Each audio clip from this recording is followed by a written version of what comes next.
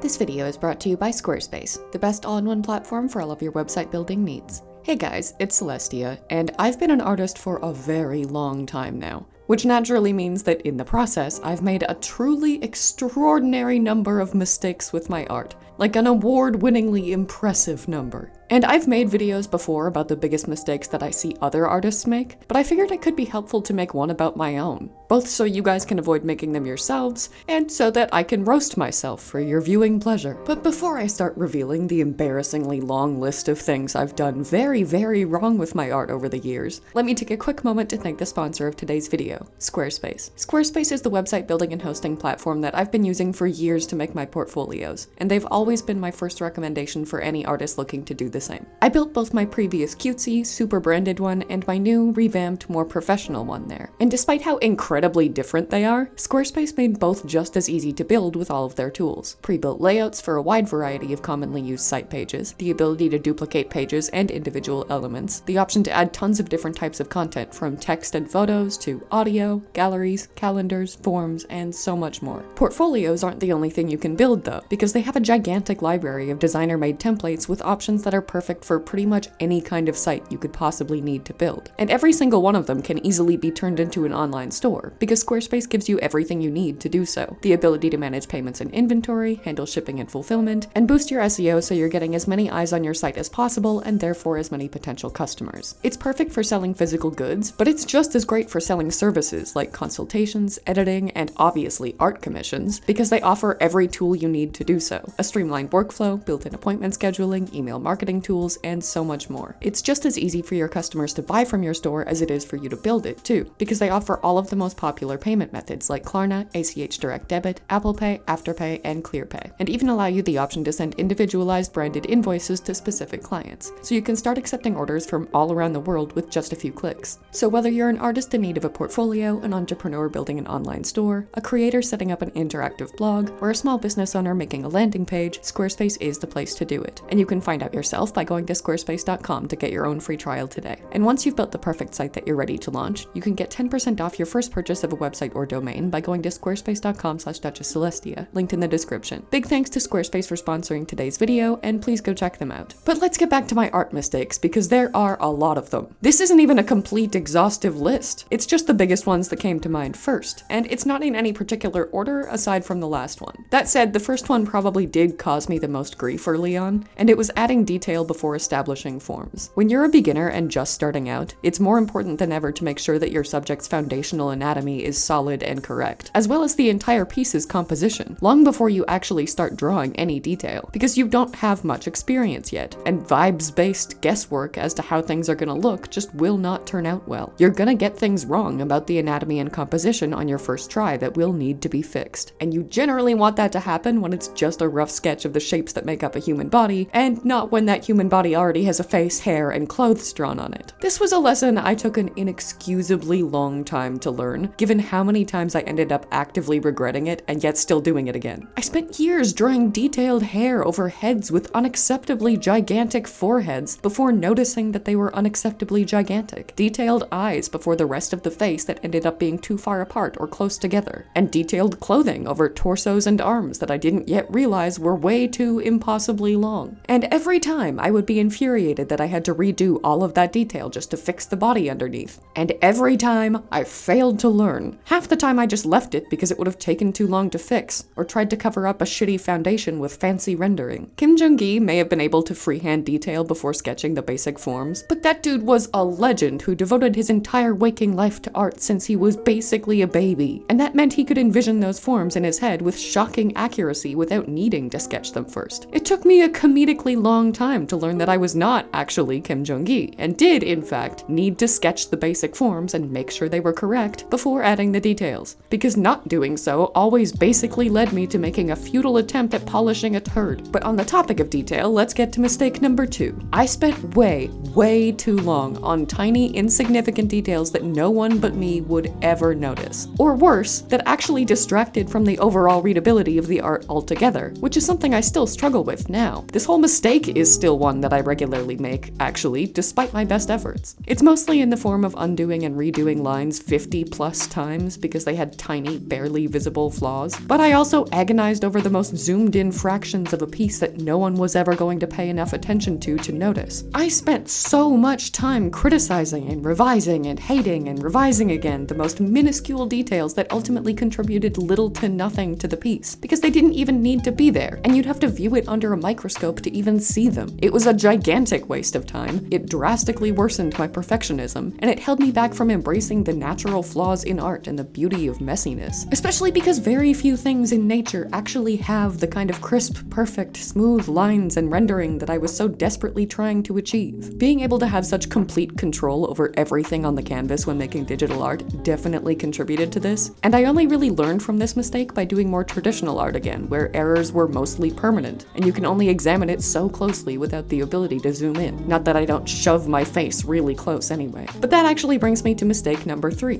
that I leaned way too hard into digital art and forgot both the value of what traditional art teaches you as an artist and how much I genuinely love it. There is so much about art that you can only learn by making it traditionally. I don't consider it to be better or harder than digital art, but it teaches you very different skills, and I gradually lost touch with the significance of those skills. Drawing strong, confident lines without being able to undo them, or needing to. Embracing imperfection, learning how to accept permanent mistakes and adjust to make them look intentional. I could go on for a while. Doing almost exclusively digital art for years and basically abandoning my traditional art both made my obsessive perfectionism a hell of a lot worse and left all of those skills in a state of deterioration that I didn't even notice. I also didn't really realize how different it felt to work traditionally versus digitally, honestly. They both make me happy, but it took starting to paint weekly and draw on paper again for me to understand that different mediums bring me different types of happiness and artistic fulfillment, all of which are equally valuable and are important for me to engage with. But while we're talking about traditional art, just for a second, let me give you a little mistake 3.5, and that's drastically overestimating the amount of paint I needed. Oh my god. I used to pour so much paint anticipating that I would need all of it, and then ending up not, and then throwing it out. Paint is fucking expensive. I was an idiot. Now, mistake number 4 is probably because I learned the anime art style before the fundamentals, which really is a mistake of its own. But when it came to light and shadow, I treated all textures as the same. Something I'm still trying to unlearn. I shaded and highlighted skin, clothing, hair, fur, pretty much everything the same way, as if light interacted with all of them the same, which meant everything had almost exclusively hard, glossy lighting like it was made of plastic. As it turns out, soft light also exists, as does reflective light, and areas that light hits aren't all purely light, nor are areas that it doesn't purely dark, and where they fall on that spectrum is entirely dependent on both the light source and what the surface's texture is like. Breaking news, soft fabric doesn't look like plastic when light hits it, something I should have learned at least 10 years earlier than I did. Mistake number 5 is tangentially related because it was also caused by a lack of understanding of the fundamentals. I used to draw a solid white outline around every character so that they would stand out from their background. Now, in fairness, that wasn't always a bad thing. When it's simple cell shading and a solid color background or something like that, it can work well and make the character pop. Still, you shouldn't need to, and especially when you're using it to make a semi-realistically rendered character stand out from an actual full background because they don't stand out on their own, which I did, that's generally because your values are weak and you're trying to compensate for that. The character should stand out based on those values alone if you're doing it right, and that's something I only really gained a proper understanding of in recent years. Okay, now, mistake number 6 is definitely one of the biggest on this list. I tried way too hard to perfectly recreate references in my art, rather than using them as inspiration to reinterpret in my own style. It's yet another one that I still struggle with. I try to make my art look as much like my references as humanly possible, and in the process, both spend way too long on it and neglect to translate them into my style. It often results in my character's clothes or hair being too realistic and detailed, while the facial features and rendering are much more exaggerated and simplistic, making it look inconsistent and kind of uncanny. Reference, unless it's a study, should almost always be reinterpreted rather than perfectly replicated replicated in your art. Not because of some dumb originality purism, but because it gives you the artistic freedom to make it yours in a way that allows for style growth and consistency that's still informed by realistic accuracy. And speaking of consistency, mistake number 7, a lack of consistency in my drawing schedule. In my early days of art, back in middle and high school, I would draw for like 6 hours a day for months, and improve significantly, and then stop drawing completely for 6 months and forget everything I learned. It's hard to find time to draw regularly, and I'm lucky to be able to draw daily now for work. But even before it was for work, forcing myself to do it every day, even just briefly, helped me immensely once I finally learned from this mistake, because artistic skills are muscles that need regular exercise. I've basically had to give up gaming and all hobbies, really, just to stick to that daily art schedule, which isn't something I would recommend to everyone, but it did pay off, and I deeply regret the years of potential progress that I wasted because I was a dumb kid with no work ethic. Finally, mistake number 8 is the last on the list, but also easily the biggest. I just left it for last because I also think it's the most universally applicable to almost all other artists, too. I held my own art to completely different standards than that of other artists. When I look at art in general, I don't examine it for imperfections or expect it to be flawless, nor do I look at other artists and think, you should be improving faster, do better. I just see it as it is and appreciate the parts of it I like most, and more often than not, just think, wow, that's beautiful. That is not what I do with my own. I expect impossible quality and improvement, and scrutinize every flaw in ways I would never, ever apply to another artist or their work. And of all of the mistakes on this list, this is the one that still holds me back the most. I haven't grown past it, and it's not one that I know how to fix. All I know is that most of us do this to ourselves, and while I have no idea how to stop, I know with certainty that it is a mistake. It makes every piece feel like a failure. It makes me feel like a failure for not doing better and meeting standards that I know are irrational and impossible, and that I would never expect of any other artist. And it stops me from seeing any beauty in what I create. It's miserable, and I know a lot of you probably know exactly how miserable from personal experience. The best advice I have is to get feedback from trusted peers and actually try to hear and listen to it, without the lens of self-hatred making you doubt every word, as best as you can anyway. And try to make an active effort to view your art as if you didn't make it at all. Try to imagine it's someone else's, and see the strengths that are just as present as the flaws, without the latter making the former invisible to you. Easier said than done though, I know. But that's all for now. Not all of my mistakes, obviously not by a long shot. And I may make another one of these videos with more in the future as I grow and come to recognize and learn from more. I know I said I was roasting myself, and to a degree I was, but I'm not actually judging myself for making them, because we all do. It's the only way we can grow. And hopefully at least a few of you learned something not to do from all of the things that I did do. And if you're willing to share, I'd love to hear some of your biggest mistakes in the comments as well, because I might learn something from you too, as might other viewers. Thank you for watching. I hope you enjoyed today's video, and special thank you as always to patrons Batman, Kyle Lowe, Ken Yen, Crazy Asar, Gan Tong, MG, Blah Mage, TC Pratt, Celine Moongazer, Eldritchia, The Stray Dog, Decagon, Jenny Chan, Catbus, Lucy Yamajiki, Selena Beebe, Pride, Peel, Wing Tang Wong, Murray Greer, Potato, Jazz, Voidwalker, Latte Tabby, Christian Cook, Adam Seroviet, Doriaki, Varius, Hailstorm, Emo Queen Jules, Show, That's It, Craig, Scarlet Flame 234, The Names Are Gone, Luuka Owo, Art of Amethyst Fable, Maho Stars, Kuro Yusha, No Name, Kiyoshi Arts, Ogu, Potato Dia, Fungi 139, Reticular Bean, Druid Sleep, Extinction Animation, Foxy's Office Plan, Willow Redwood, Wisteria Eclipse Art, Damian Norman, Oink, Person Peeps, Hastaw, Reaper Zeus, Phantom, and Burnt Toast, and I'll see you in the next one.